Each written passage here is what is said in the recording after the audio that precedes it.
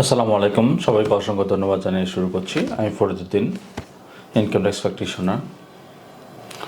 আমরা আমাদের দেশে ব্যবসা করতে গেলে যে ডকুমেন্টগুলো লাগে তা আপনাদের সহজ ভাষায় বুঝিয়ে দেওয়ার চেষ্টা করে থাকি। তো এরই ধারাবাহিকতা আজকে আমরা যে বিষয়টা নিয়ে আলাপ করব তা হচ্ছে ট্রাভেল এজেন্সির লাইসেন্স বা ট্রাভেল বিজনেস নিয়ে আলাপ করব। আমরা কিছুদিন আগে ট্রাভেল এজেন্সির লাইসেন্স নিয়ে একটা ভিডিও দিয়েছি। তো এর প্রেক্ষিতে আপনারা বিভিন্ন সময় বিভিন্ন কমেন্টস করছেন।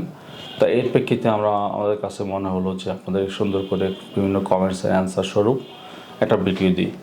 এতে আপনারা হয়তো বা আরেকটু আপনার ব্যবসা এবং লাইসেন্সিংয়ের ক্ষেত্রে আরেকটু ক্লিয়ার ধারণা পাবেন।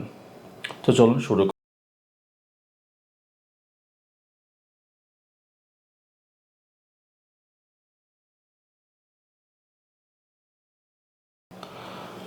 আমরা এর আগেও যা বললাম বা হচ্ছে আমরা সংক্ষেপে ছোট্ট একটু সামারি করে নিই। প্রথমত আপনার যদি ট্রাভেল এজেন্সি লাইসেন্সটি লিমিটেড কোম্পানি দিয়ে করতে চান তাহলে আপনাকে অবশ্যই ওই নামের ছাড়পত্র নামটা খালি আছে কিনা অবশ্যই দেখতে হবে। তা এই ক্ষেত্রে দুই জায়গায় আপনাকে নামের ছাড়পত্র দিতে হবে, বা ছাড়পত্র না, আপনাকে চেক করতে হবে। প্রথমত আপনি সিভিল এভিয়েশন ওয়েবসাইটেও অ্যাক্টিভ ট্রাভেল এজেন্সির লিস্ট পাবেন, আর হচ্ছে আপনার আরজেসির ওয়েবসাইটেও ট্রাভেল এজেন্সির লিস্ট পাবেন। তো ট্রাভেল এজেন্সি না আরজেসি ওয়েবসাইটে বিভিন্ন নামের লিস্ট পাবেন। তো এক্ষেত্রে আপনার দুই জায়গাতে আপনাকে চেক করে নিতে হবে যে আপনি এই নামটি পাবেন কিনা বা কাছাকাছি কোনো নাম আছে কিনা। তো অবশ্যই যদি নাম কাছাকাছি না থাকে তাহলে আপনি এই নাম নিয়ে সামনে আগাতে পারেন। তো যখন লিমিটেড কোম্পানি করবেন তাহলে আগে লিমিটেড কোম্পানিটা হয়ে যাবে, দেন ওই কোম্পানির নামে ট্রেড লাইসেন্স হবে, টিন হবে এবং ব্যাংক অ্যাকাউন্ট হবে। আর ব্যাংকে আপনার 10 লাখ টাকা একটা স্থিতি দেখাতে হয়, ওই স্থিতিটা দিয়ে একটা ব্যাংক সার্টিফিকেট নিতে হয়, দেন আপনাকে ট্রাভেল এজেন্সি লাইসেন্সের জন্য আবেদন করতে হয়। তো এর পাশাপাশি হচ্ছে আপনার একটা অফিস নেওয়া লাগে, যদিও এখানে একটা বিষয় আছে, অফিসের আসলে নির্দিষ্ট করে সাইজ ওভাবে মেনশন করা নাই।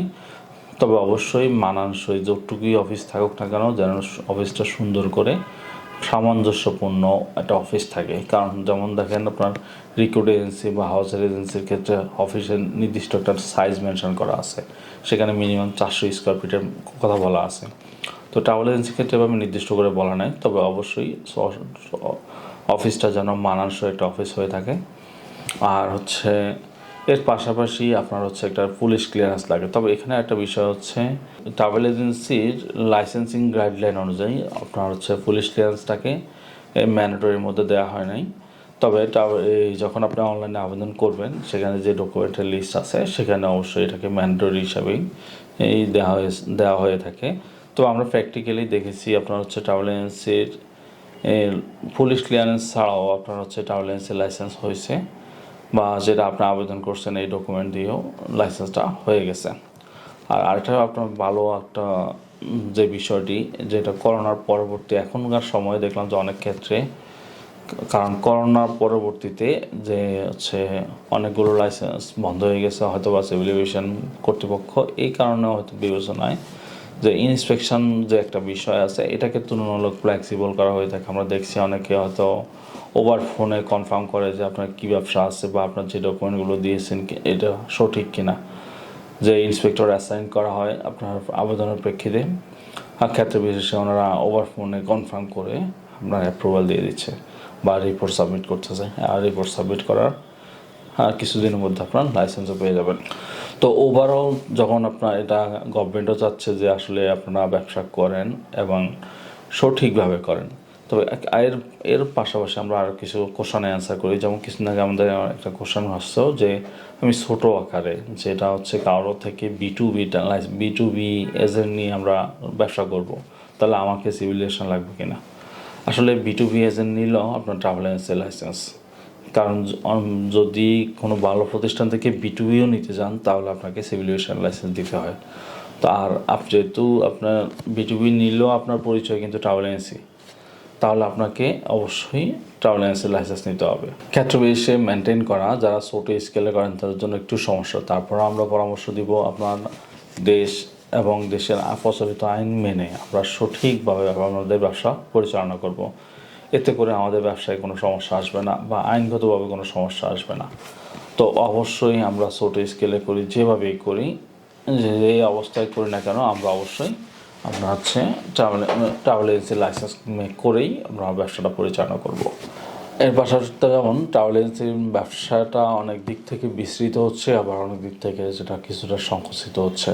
কারণ বাইরের দিক যদি আমরা বিবেচনা করি, মানুষ কিন্তু খুব কমই ট্রাভেল এজেন্সির কাছে যাচ্ছে। ওভারঅল হচ্ছে কিছু জায়ান্ট কোম্পানি বা ওভারঅল এই সিস্টেমটাকে ম্যানেজ করতেছে, যেটা হচ্ছে আমরা আমাদের দেশেও এখন বর্তমানে কিছু কিছু কোম্পানি আস্তে আস্তে অনেক বড় আকার ধারণ করতেছে। এরা ওদের ভবিষ্যতে খুব বড় আকারে এই ব্যবসাটাকে লিড করবে। যারা এখন বর্তমানে B2B বা B2C করতেছে, তাদের গ্রোথটা ইনশাল্লাহ অনেক বেশি। ইভেন তারা এখনও বর্তমানে প্রায় হাজার হাজার কোটি টাকার কোম্পানি হয়ে যাচ্ছে। কারণ মানুষের হাতে হাতে স্মার্টফোন চলে আসতেছে এবং ইন্টারনেটটা সহজলভ্য হয়ে যাচ্ছে। এখন আপনি যে কাউকে বলে ওভাবে যে কেউ টিকিটের জন্য কিন্তু আসলে একটা সময় আর ওভাবে এখানে একটা যে একটা ব্যাপার থাকে, এই জিনিসটা থাকবে না। সেটা কীরকম ব্যাপার বলতে কি, অন অ্যাভারেজ একটা B2C করেন বা যাই, আপনার একটা টিকিট বিক্রি করলে আপনার একটা এজেন্ট কমিশন থাকে, যেটা ক্ষেত্র বিশেষে 5 to 6 বা আরও বেশি হয়ে থাকে। তো এখন বর্তমানে যেহেতু প্রচলিত অ্যাপস বা OTA-এর জন্য, OTA থাকার কারণে সবাই যে কেউ চেক করতে পারে যে এটার কাস্টমার B2C রেট কত। তো অনেক ক্ষেত্রে দেখা যায় এটা খুব একটা, যে কোম্পানিগুলো এমন যারা B2C করে, এরা অনেক ক্ষেত্রে বিভিন্ন কার্ডের বিভিন্ন অফার দিচ্ছে। তো এতে করে যারা এখনকার সময়ে কম্পিটিটিভ সময়, তো এখানে আসলে টিকে থাকাটা অনেক টাফ। তারপর আমরা বলবো যে এটার ক্ষেত্রটাকে আপনি ডেভেলপ করেন। যদি আপনার ওভাবে ক্যাপিটাল থাকে, তাহলে আপনার আর এখন বর্তমানে B2B বা B2C বা OTA, এটা এখন বর্তমানে খুব রাইজিং একটা পর্যায়ে আছে, ওটাতে ইনভেস্ট করতে পারেন। এর পাশাপাশি যদি না আপনি ওটা অ্যাফোর্ড করতে না পারেন, তাহলে আপনার হচ্ছে কারো B2B আছে, এটার সাথেও আপনি মার্চ করে করতে পারবেন। এর পাশাপাশি আমরা এর আগের ভিডিওতে আমরা ট্যুর অপারেটর নিয়ে আলাপ করছি। আমরা হয়তো একটা আপনার ট্রাভেলের সাথে এটাও যায়, কিন্তু ট্যুর অপারেটর এই বিজনেসটাও এটা খুব বড় একটা ক্ষেত্র। ইভেন এটা সব সময় চলবে। আপনি যদি লোকালি করেন, লোকাল মানুষ মানে দেশীয় মানুষদেরকে বিভিন্ন ডেস্টিনেশনে ঘোরানোর চেষ্টা করেন, এটা সব সময় থাকবে। ইভেন যতই প্রযুক্তির ডেভেলপ হোক, যত হোক, এটা থাকবে, এটা যাবে না। আবার যেমন বিদেশ থেকে লোক এসে বাংলাদেশে ঘুরবে, এটাও সবসময় থাকবে। তো এটারও একটা বড় সাইড আছে। তো আপনি ব্যবসাটাকে এই দিকে ডাইভার্ট করেন। আপনার ট্রাভেল এজেন্সির পাশাপাশি যেখানে ট্যুর অপারেটরের কাজটা করেন, এর পাশাপাশি এখন আমাদের দেশের মানুষ বিভিন্ন দেশে ঘুরতে যায়। তো ইভেন অনেক উন্নত দেশেরও বিষয় এখন অনেক সহজ হয়ে যাচ্ছে। তো ইভেন ভিসার রেশিও বাড়তেছে। তো এগুলো প্রসেসগুলো ট্রাভেল এজেন্সি করে থাকে। তো আপনি এই ব্যবসাটাকে এই দিকেও ডাইভার্ট করতে পারেন।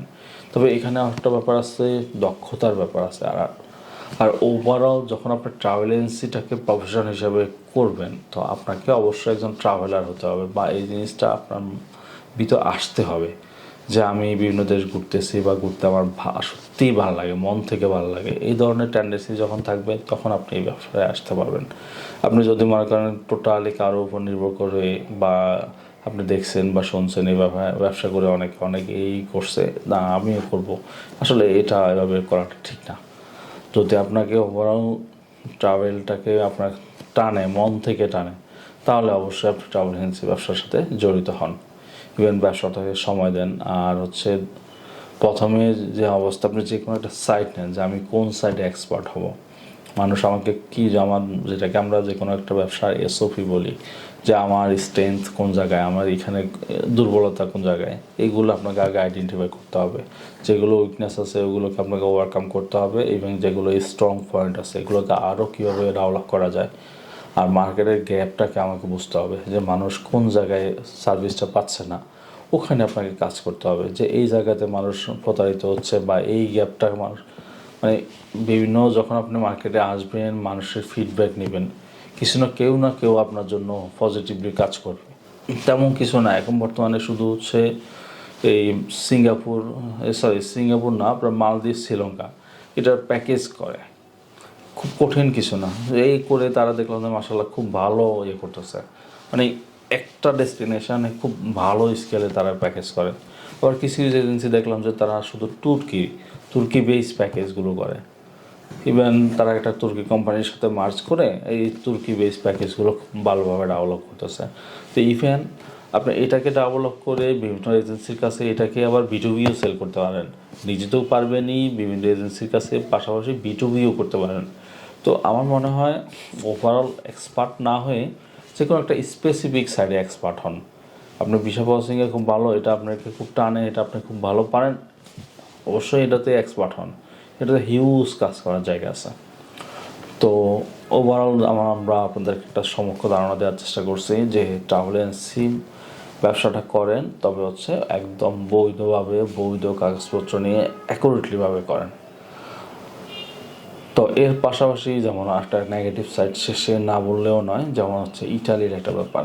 ইটালি হচ্ছে যে এখন ওয়ার্ক যেটা হচ্ছে সিজনাল এবং হচ্ছে আপনার স্পন্সারের প্রচুর বিষয় হচ্ছে। এর পাশাপাশি প্রচুর স্ক্যাম হচ্ছে, যেটা হচ্ছে সবাই অনেকেই এটা শিকার হচ্ছে।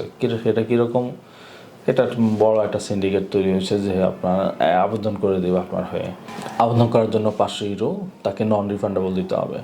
তো হয়তো এমনও দেখা গেছে সে হয়তো আবেদন করেই নেই, আবেদন না করে সে 500 ইউরো সে এখানে অনেকের থেকে টাকাটা নিছে, নিয়ে আবেদন করে নেয়।